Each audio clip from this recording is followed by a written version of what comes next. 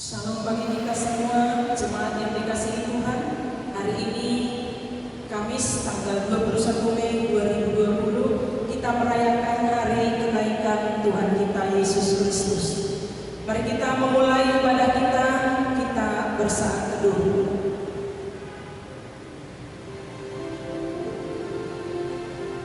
Janji Tuhan adalah janji yang murni, bagaikan perak yang teruji. 7 kali dimurnikan dalam dapur peleburan di tanah.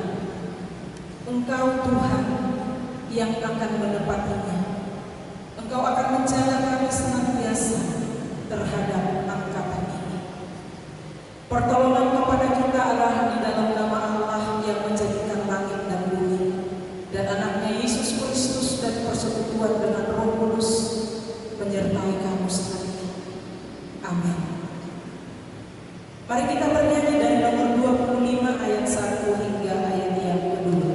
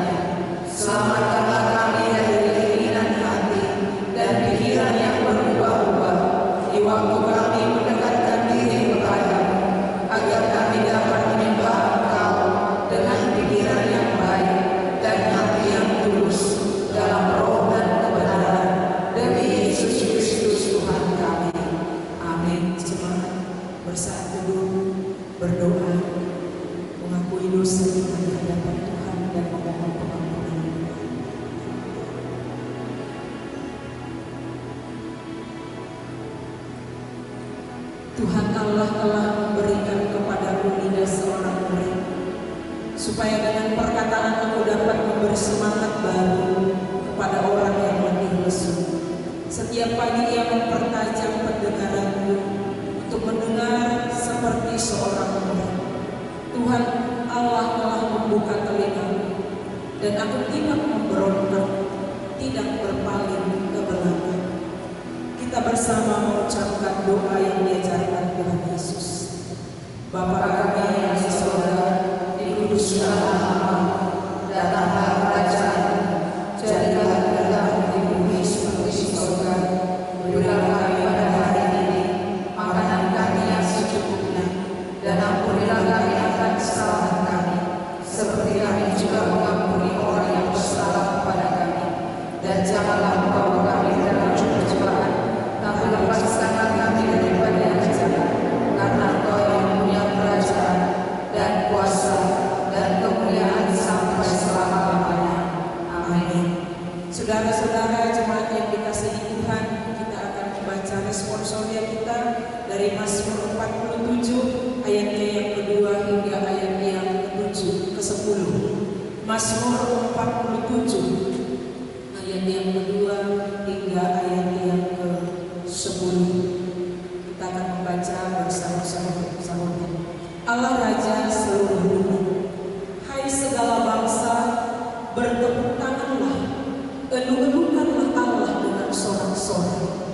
Sebab Tuhan yang Maha Tinggi adalah dahsyat, Raja yang besar atas seluruh bumi. Ia menaklukkan bangsa-bangsa ke bawah kuasa kita, suku-suku bangsa ke bawah kaki kita. Ia memilih bagi kita tanah pusaka kita, kebanggaan Yakub yang dikasihinya. Allah telah naik dengan diiringi sorak-sorai. Ia Tuhan itu dengan diiringi bunyi sangkakala. Bermasmurlah bagi Allah, bermasmurlah, bermasmurlah bagi Raja kita, bermasmurlah. Sebab Allah adalah Raja seluruh bumi. Bermasmurlah dengan nyanyian pengajaran. Allah memerintah sebagai Raja atas bangsa-bangsa. Allah bersemayam yang di atas kerajaannya yang kudus. Kita bersama Para pemuka bangsa-bangsa berkumpul sebagai umat Allah Abraham. Sebab Allah yang punya perisai-perisai ini, Ia sangat dimuliakan. Amin. Kita bernyanyi mulia bagi Bapa.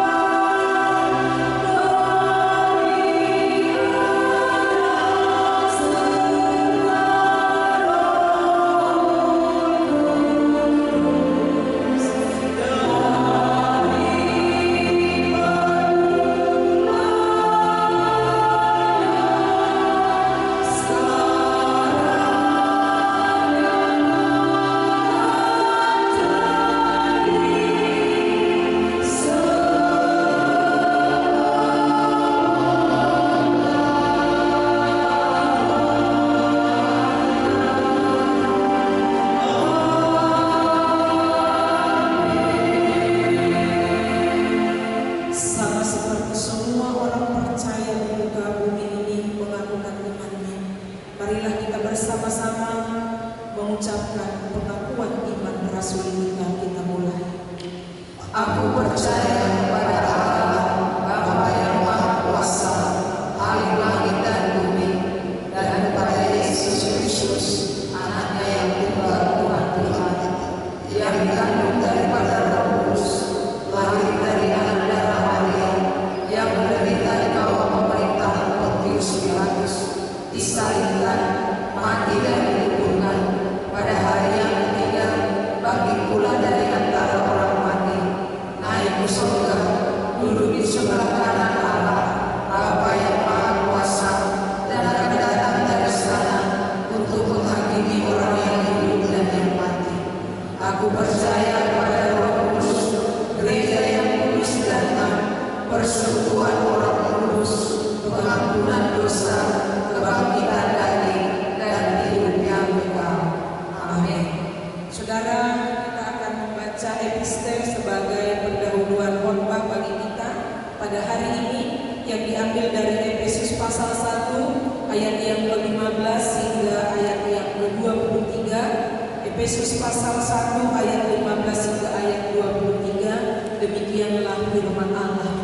Doa untuk pengertian tentang kemuliaan Kristus. Karena itu, setelah aku mendengar tentang imanmu dalam Tuhan Yesus dan tentang kasihmu terhadap semua orang kudus, aku pun tidak berhenti mengucap syukur karena kamu, dan aku selalu mengingat kamu dalam doaku dan meminta kepada Allah Tuhan kita Yesus Kristus, yaitu Bapa yang mulia itu, supaya Ia memberikan kepadamu roh hikmat dan wahyu untuk mengenal Dia dengan benar, dan supaya Ia menjadikan mata hatimu terang, agar kamu mengerti pengharapan apakah yang terkandung dalam panggilannya, betapa kayanya kemuliaan bagian yang ditentukannya bagi orang-orang kudus, dan betapa hebat kuasanya bagi kita yang percaya, sesuai dengan kekuatan kuasanya yang dikerjakannya di dalam Kristus, dengan membangkitkan Dia dari antara orang mati dan mendudukkan Dia di sebelah kanannya di surga, jauh lebih tinggi dari segala pemerintah dan penguasa dan kekuasaan dan kerajaan dan tiap-tiap nama yang dapat disebut, bukan hanya di dunia ini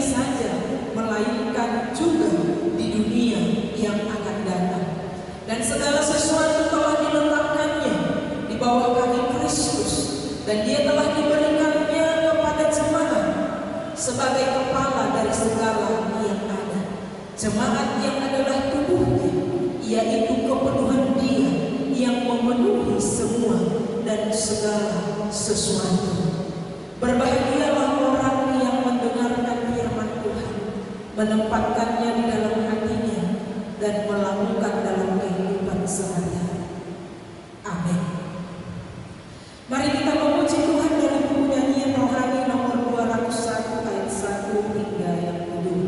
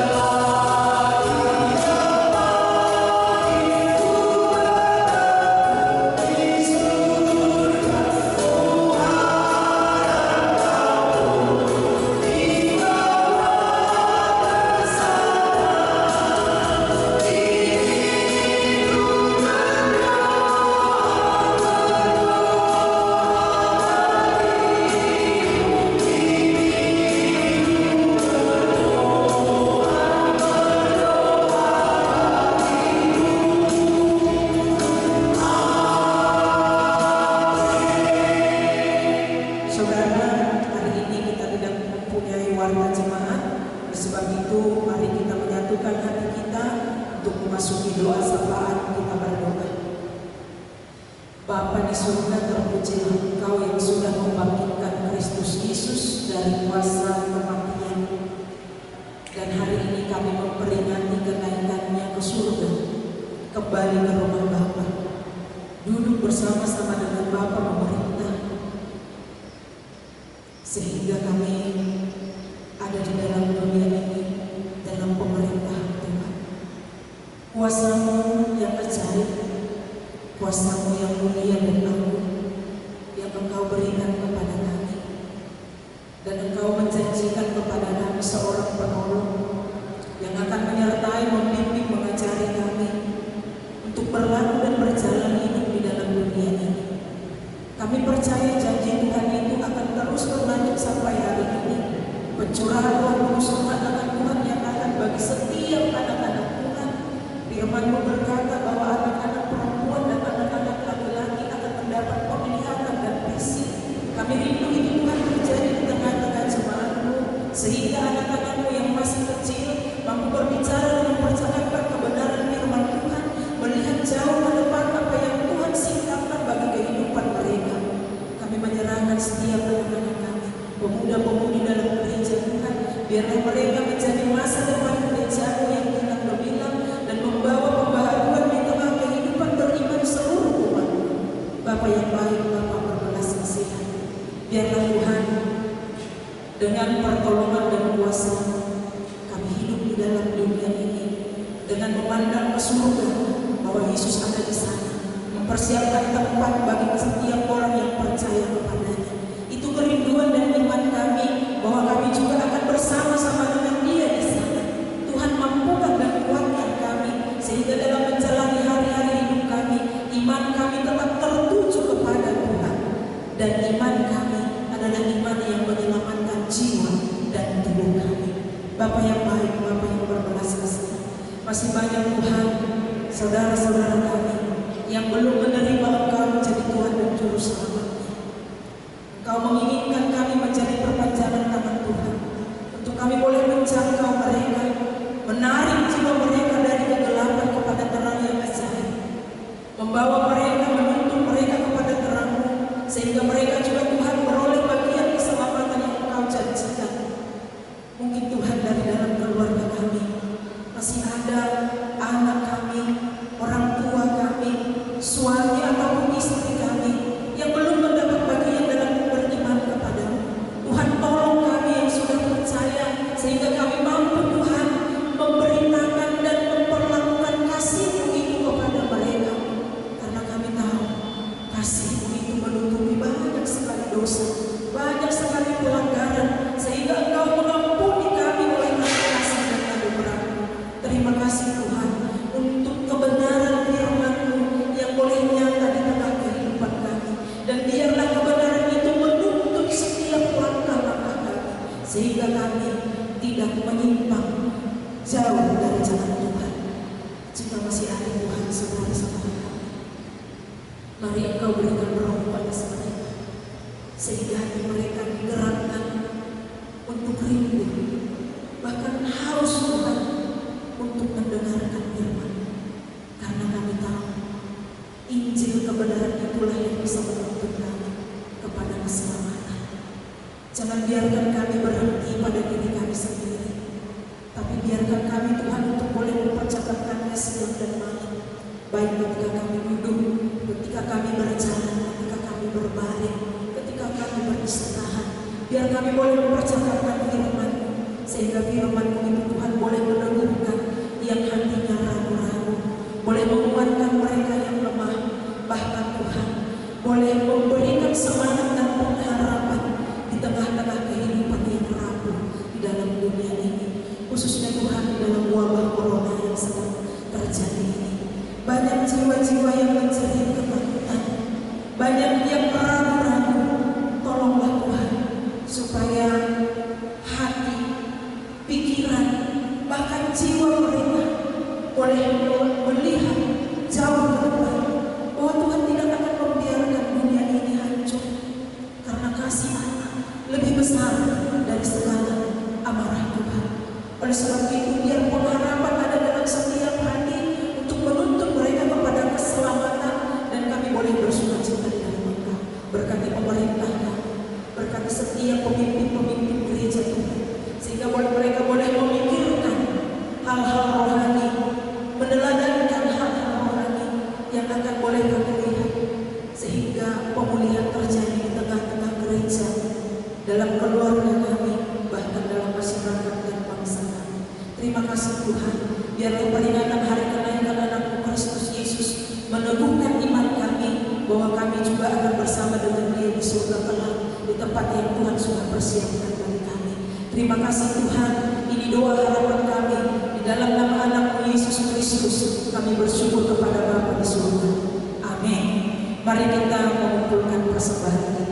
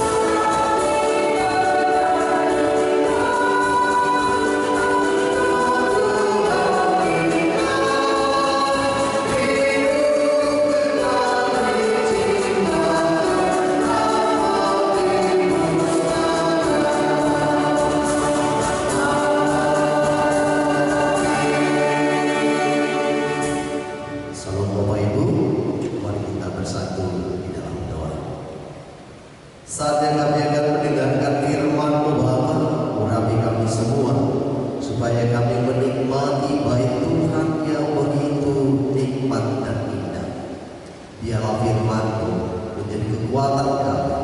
Di dalam nama Yesus kami berdoa. Amin. Saudara-saudara yang kasih dalam Yesus Kristus, di hari Kamis ini kita beribadah, kita memperingati hari kenaikan Yesus Kristus. Pada kesempatan ini kita akan membaca firman Tuhan dari Kisah Para Rasul pasal yang pertama, ayat pertama sampai ayat yang ke-11. Kisah Rasul 1 ayat 1 sampai 11. Demikian firman-Nya. Hai Theophilus, dalam buku yang pertama aku menulis tentang segala sesuatu yang dikerjakan dan diajarkan Yesus sampai pada hari Ia terangkat. Sebelum itu Ia telah memberi perintahnya oleh Roh Kudus kepada rasul-rasul yang dipilih. Kepada mereka Ia menunjukkan dirinya setelah pemberitaannya selesai, dan dengan banyak tanda Ia membuktikan bahwa Ia hidup. Sebab selama 40 hari Ia berulang-ulang menampakkan diri dan berbicara kepada mereka tentang kerajaan Allah.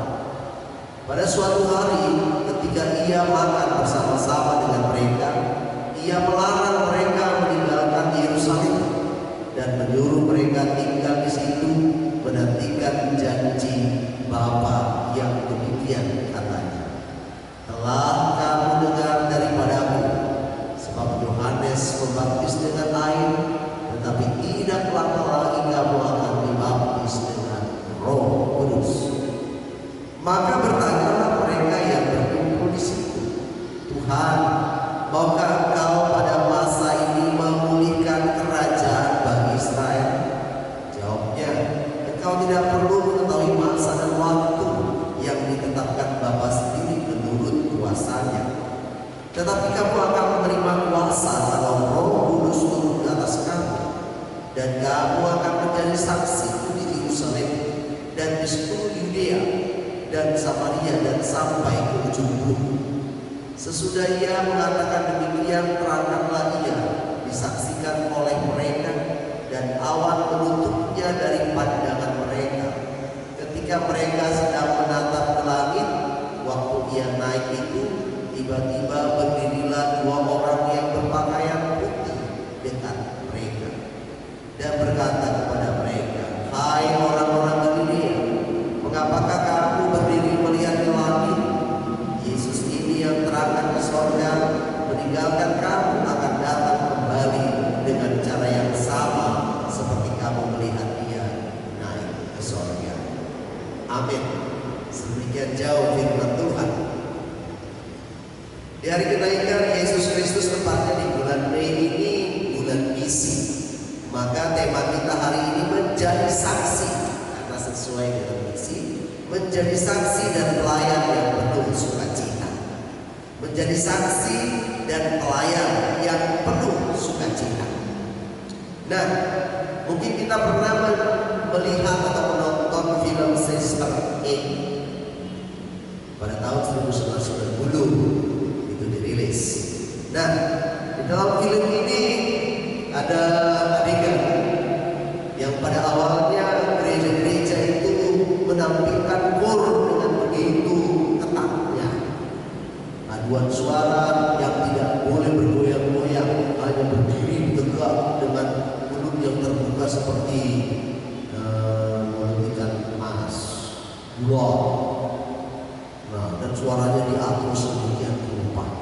Tetapi dalam film ini ternyata ada masa di mana gereja ketika dengan kor-kor yang ketat itu sudah mulai membosankan dan banyak ditinggalkan orang, sehingga satu tim kur suster ini membuat suatu fenomena, membuat suatu hal yang baru, bagaimana mencairkan suasana, sehingga mereka pun melakukan paduan suara, tetap paduan suara, tapi dengan tersenyum dan bebas. Bebas maksudnya sambil bertepuk, sambil bergoyang, sehingga menambah daya tarik. Suasana bukan lagi suasana tegang, tetapi suasana yang cair dan solid. Saudara-saudara kasih dalam Yesus Kristus, apa yang terjadi? Karena suasana yang sedemikian rupa, orang-orang pun sudah mulai mendatangkan kembali ke rumah ibadah. Saudara-saudara kasih dalam Yesus Kristus, memang sering berbeda sudut pandang, berbeda pemaknaan, sehingga perbedaan itu terkadang bisa menggigit hati dan bisa membuat kita keluar atau tidak lagi percaya pada sesuatu yang diimani. Nah, bagaimanakah dengan kesaksian kita? Bagaimanakah dengan iman kita? Kalau kita lihat kesaksian iman dalam hidup kekristenan dapat dibagi dua. Yang pertama, kesaksian yang bersifat keluar, ya. Kesaksian yang bersifat keluar, yaitu di mana pola kekristenan untuk bersaksi supaya menjadikan orang-orang yang belum percaya menjadi percaya. Jadi ada penambahan jiwa. Jadi kesaksian yang bersifat keluar ini ya mencari jiwa, sehingga banyak orang diselamatkan menjadi Kristen. Berbeda dengan yang bersifat ke dalam. Kalau yang bersifat ke dalam ini hidup kesaksiannya berangkat dari pribadi sendiri, ya. Hidup pribadi, pola hidup pribadi. Bagaimana hidup pribadi itu hidup di dalam komunitas iman. Nah, jadi sangat berbeda sekali. Yang dampaknya, ya, yang dampaknya bagi kehidupan di sekitar itu sangat nyata. Contoh, memperbaiki diri yang tadinya nampak jahat, seram, tetapi karena ada penginjilan pribadi, kesaksian pribadi, karena dia menjadi orang Kristen, maka dia senang tersenyum, senang membantu orang, sehingga ada daya tarik orang lain untuk bersama-sama atau tidak lagi ketakutan dengan orang itu. Saudara-saudara kasih dalam Yesus Kristus, kedua pendekatan tersebut tentu berbeda. Apalagi jika dikaitkan dengan pertimbangan sosiologi dan nilai keharmonisan sosial. Sebagai gereja, tentu kita semua dipanggil untuk menjadi bagian dalam karya Allah, untuk menghadirkan nilai-nilai kebenaran tentunya. Kita dipanggil karena menjadi sahabat Allah. Kalau nggak menjadi sahabat Allah, gimana kita bisa dipanggil? Tapi kita dipanggil menjadi sahabat Allah. Sahabat Allah yang bagaimana? Yang mencintai dan dicintai Allah. Jadi saudara, sahabat yang dicintai dan mencintai, tetapi terlebih dahulu mencintai Allah, karena sebenarnya kita sudah dicintai Allah. Nah, dalam hal ini kita juga harus merasakan bahwa Allah benar-benar mencintai kita. Jadi jangan katakan bahwa Allah tidak mencintai saya, masa saya duluan mencintai? Bukan. Tapi kita benar-benar mencintai Allah, terlebih mencintai diri kita sendiri. Kalau kita lihat ya, kita mencintai Allah karena Allah dengan pengorbanannya di kayu salib untuk kehidupan kita. Saudara-saudara kasih dalam Yesus, bentuk kesaksian iman tentu mempunyai bentuk dan corak yang beragam pula. Karena apa? Karena konteks yang berbeda. Konteks itu maksudnya tempat di mana gereja itu berdiri. Contoh di Tanah Karo, konteksnya Tanah Karo, orang Karo. Tentu berbeda caranya, berbeda bentuknya. Bagi orang Irian Jaya berbeda.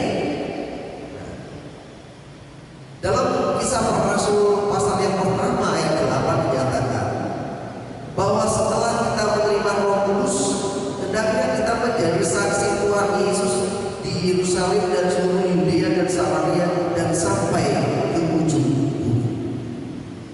Ini artinya apa? Ada beberapa suku di sana, ya, Yudea, Samaria, ke ujung bumi. Jadi ada bangsa Samaria, bangsa lain sampai ke ujung bumi. Banyak ragam bahasa, banyak ragam bangsa. Menjadi saksi Kristus di dalam lingkungan kita itu sangat penting, karena kita adalah hamba, kita adalah sahabat Allah, sahabat Tuhan, untuk membawa damai sejahtera. Sehingga ketika kita bersaksi pada lingkungan yang berbeda, kita harus melihat konteks di mana kita berada. Tentu saudara-saudaraku, janganlah kita datang ke konteks itu untuk membawa penderitaan pada mereka. Janganlah kita datang pada konteks itu ya untuk membuat kerumitan di sana. Tetapi bagaimana bisa menjadi sukacita, mencairkan suasana supaya mendatangkan sukacita itu bagi diri kita sendiri. Contohnya, saudara-saudara, mungkin saudara akan dipilih menjadi panitia pencalon di gereja ini. Ya, bekerjalah dengan sukacita. Jangan bersungut-sungut, jangan tertekan. Nah, kalau juga dipilih menjadi guru sekolah minggu, ayo ajari anak-anak. Kalau belum tahu mengajar sekolah minggu, belajar dengan sukacita. Ingin tahu pelayanan itu bagaimana. Atau dipilih menjadi majelis, mari kita tanggung jawabi. Apalagi kita akhir-akhir ini karena COVID, kita tidak jadi memilih majelis, bukan tidak jadi, tetapi ditunda. Mungkin sampai COVID itu selesai, maka kita akan memilih majelis kita. Saudara-saudara, tapi ingatlah, mau jadi apapun kita dalam pelayanan di gereja ini, patutlah kita membawa sukacita di mana kita berada. Nah, kesaksian iman jemaat Efesus, contoh juga ada yang sangat sukacita. Paulus mengatakan karena iman jemaat Efesus yang baik, sehingga menjadi kesaksian yang baik pula bagi kehidupan orang Kristen. Di sana si Paulus mengatakan dia bersukacita, dia mengucap syukur karena melihat dan menyaksikan iman orang-orang yang ada di Efesus. Saudara-saudara kasih dalam Yesus, ternyata sukacita dalam bersaksi, sukacita dalam bersaksi adalah bagian dari wujud gereja yang cair. Wujud gereja yang cair. Nah, jadi seperti film tadi, gereja yang cair mendatangkan jemaat untuk datang beribadah kepada Tuhan. Gereja yang cair itu menyediakan atau bersedia menghadapi perbedaan dan tantangan. Gereja yang cair itu bersedia menghadapi kegembiraan orang, mengubah duka cita menjadi sukacita, mengubah tantangan menjadi semangat yang berarti. Nah, artinya saudara-saudara, gereja sebagai persekutuan orang-orang percaya harus berdialog, harus berdiskusi, karena tidak mampu kita bekerja sendiri. Tanpa Tuhan di samping kita di zaman seperti kita ini, ya kita tidak akan berbuat apa-apa. Tetapi tanpa teman di samping kita juga tidak berbuat apa-apa.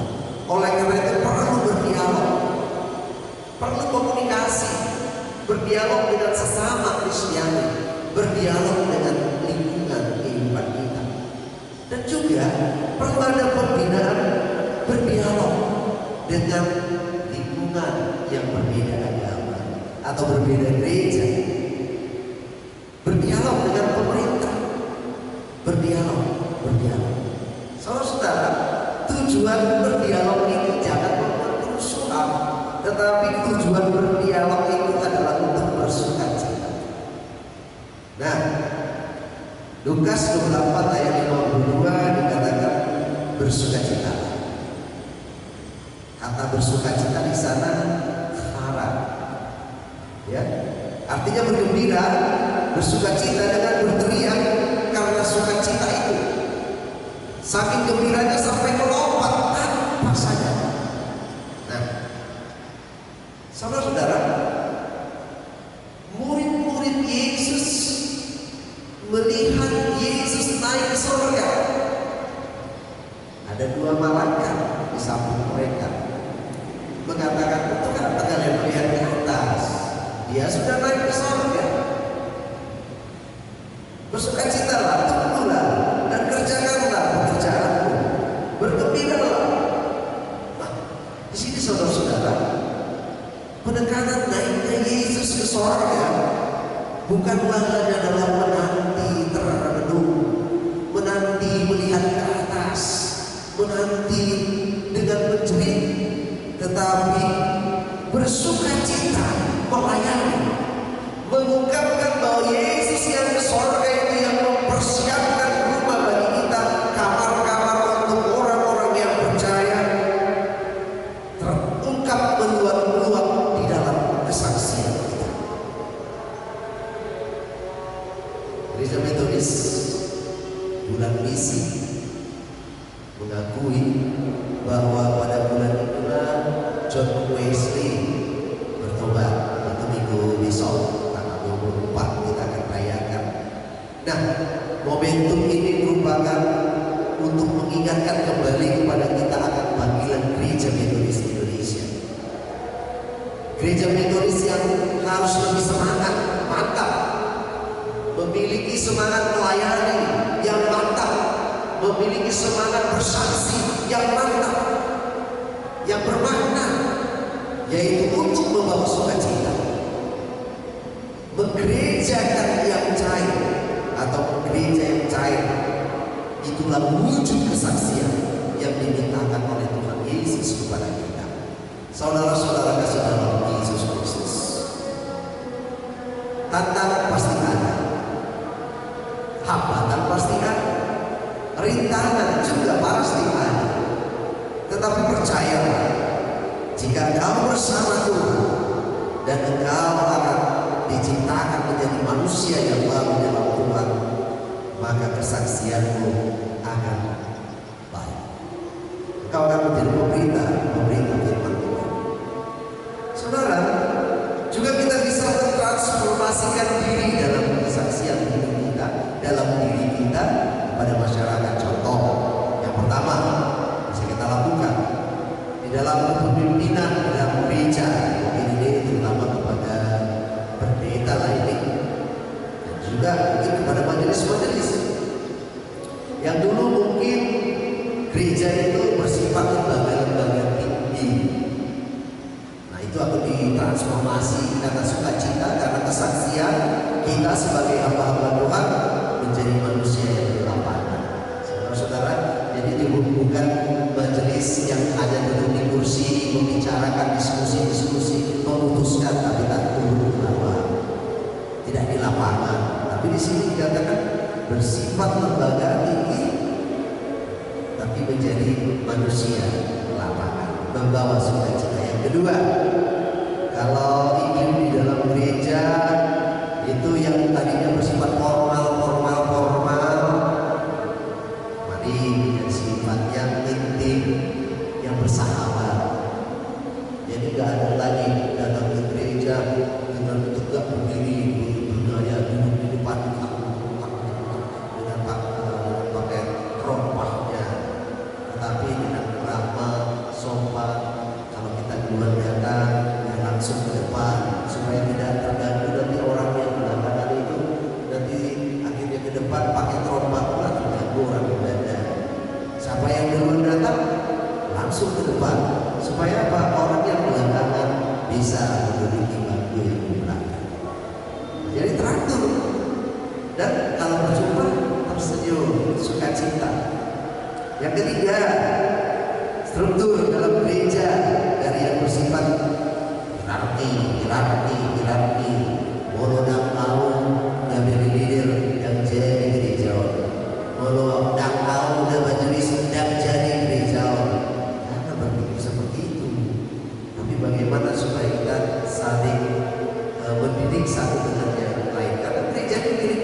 kita bersama, bukan milik saya, bukan milik pribadi.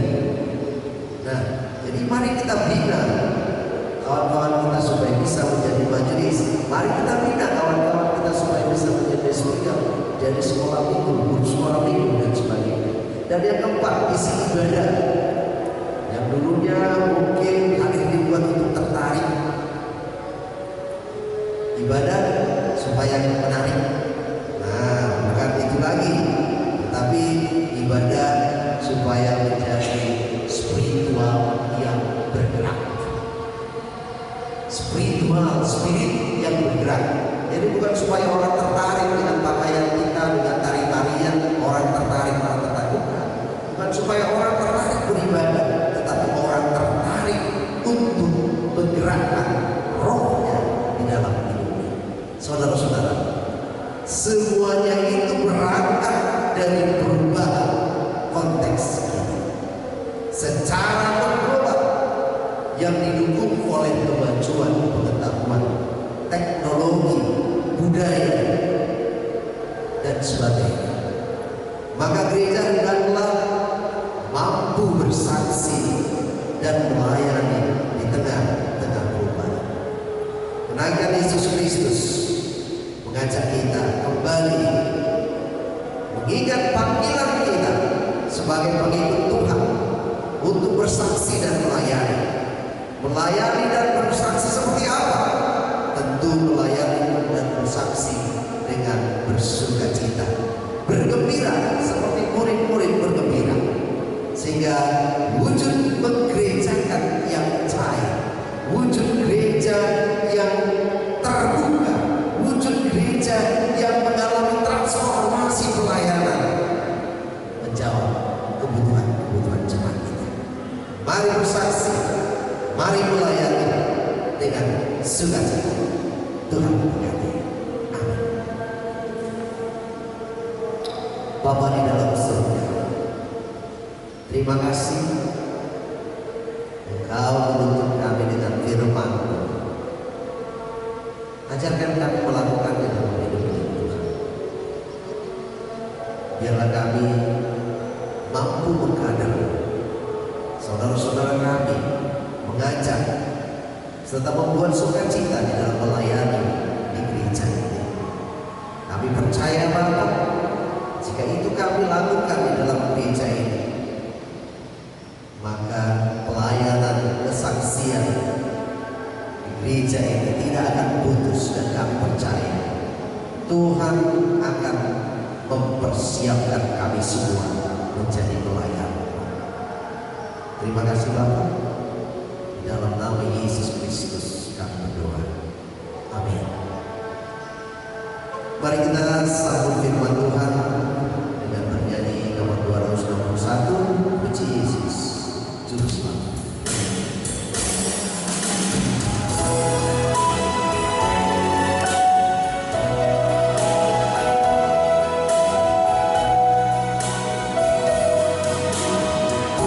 Puji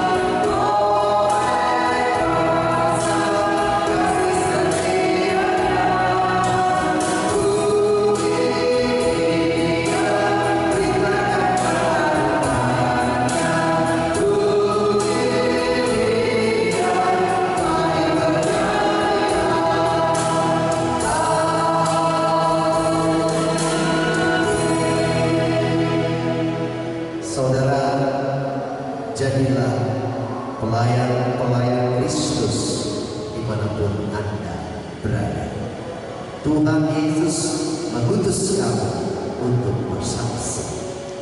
Amin. Kepada Bapa dan Puji.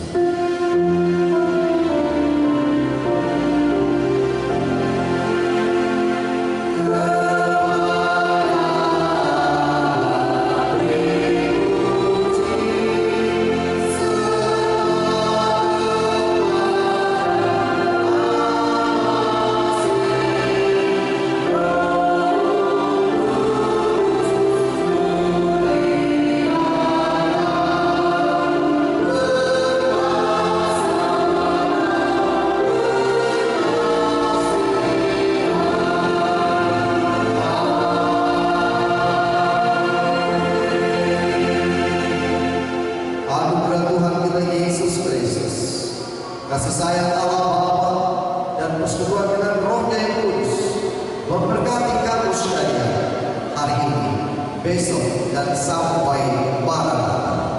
Amin.